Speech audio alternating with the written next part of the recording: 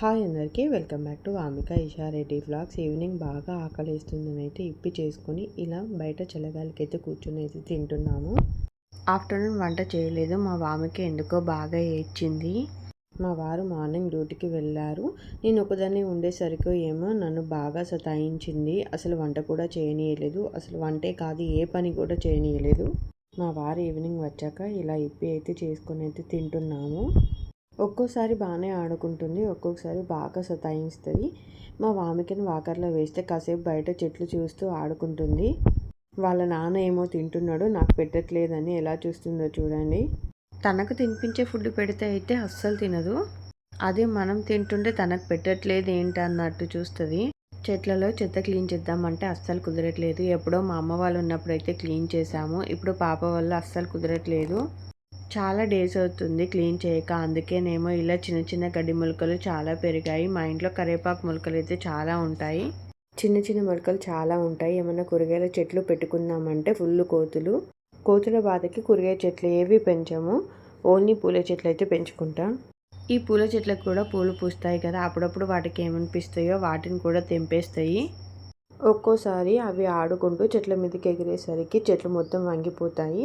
ఇలా క్లీన్ చేసినప్పుడు అయితే వైట్తో స్ట్రైట్గా కట్టేస్తాం. ఈ మామిడి చెట్టుకి ఇలా బంచ్లాగా కాసింది. ఫస్ట్ దాన్ని చూసి దాంట్లో నుంచి మొలకలు వస్తాయేమో అనుకున్నాము, కానీ 3-4 చోట్ల ఇలానే ఉన్నాయి. చాలా డేస్ నుంచి ఇలానే ఉంటుందని గూగుల్లో సెర్చ్ చేస్తే ఇది ఆకులను తినేస్తుందంట. అక్కడికి కొమ్మ అయితే కట్ చేసి పడేస్తున్నాం. అసలు ఇలా ఎందుకు వస్తాయి, ఇవి రాకుండా ఉండాలంటే ఏం చేయాలి, మీకు ఎవరికైనా తెలిస్తే చెప్పండి. క్లీనింగ్ అంతా కంప్లీట్ అయిపోయి ఇంట్లోకి అయితే వెళ్ళాము. మా వామికకైతే నైట్ ఫుడ్ ప్రిపేర్ చేస్తున్నా. డైలీ 7:30 లోపే వామికకైతే డిన్నర్ తినిపించేస్తా. 2 స్పూన్ల ఓట్స్, 1 గ్లాస్ వాటర్ పోసి అయితే ఇలా ఉడకబెడుతున్నాను.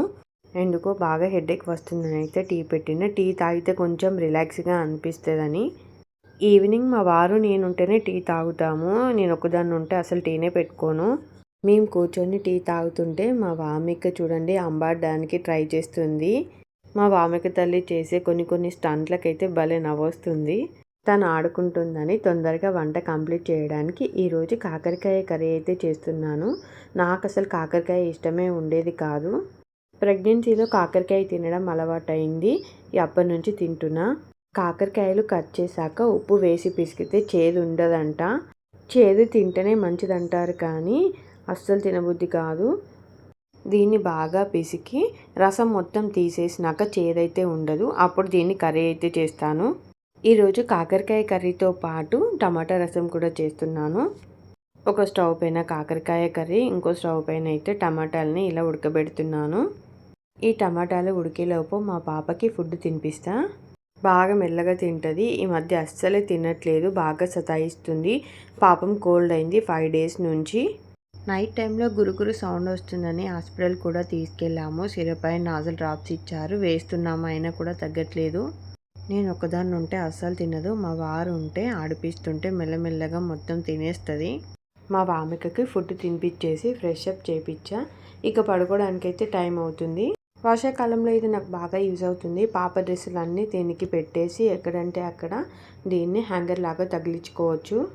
నైట్ టైం పిల్లల బట్టలు బయట ఉండద్దు కదా అని అయితే ఇలా ఇంట్లోనే క్లిప్స్ పెట్టయితే సైడ్కి తగిలిస్తున్నా.